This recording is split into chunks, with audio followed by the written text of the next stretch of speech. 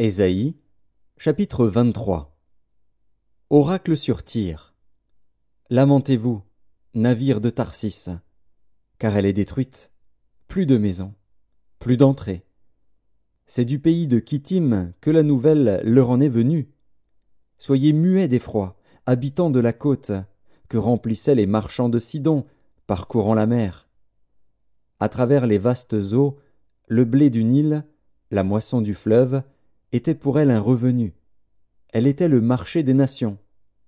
Sois confuse, Sidon, car ainsi parle la mer, la forteresse de la mer. Je n'ai point eu de douleur, je n'ai point enfanté, je n'ai point nourri de jeunes gens, ni élevé de jeunes filles. Quand les Égyptiens sauront la nouvelle, ils trembleront en apprenant la chute de Tyr. Passez à Tarsis, lamentez-vous, habitants de la côte. Est-ce là votre ville joyeuse? Elle avait une origine antique, et ses pieds la mènent séjourner au loin. Qui a pris cette résolution contre Tyr, la dispensatrice des couronnes, elle dont les marchands étaient des princes, dont les commerçants étaient les plus riches de la terre? C'est l'Éternel des armées qui a pris cette résolution, pour blesser l'orgueil de tout ce qui brille, pour humilier tous les grands de la terre. Parcours librement ton pays, pareil au Nil, fille de Tarsis. Plus de joug. L'Éternel a étendu sa main sur la mer. Il a fait trembler les royaumes. Il a ordonné la destruction des forteresses de Canaan.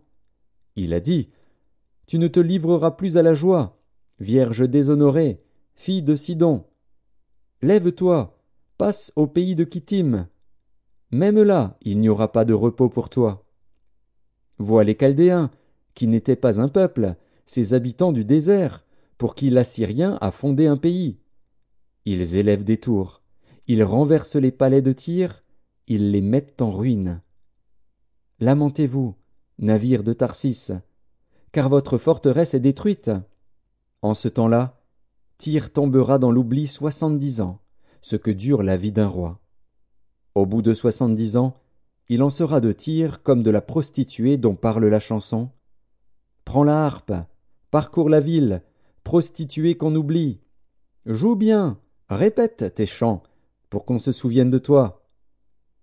Au bout de 70 ans, l'Éternel visitera Tyr, et elle retournera à son salaire impur. Elle se prostituera à tous les royaumes de la terre, sur la face du monde. Mais son gain et son salaire impur seront consacrés à l'Éternel. Ils ne seront ni entassés ni conservés. Car son gain fournira pour ceux qui habitent devant l'Éternel une nourriture abondante et des vêtements magnifiques.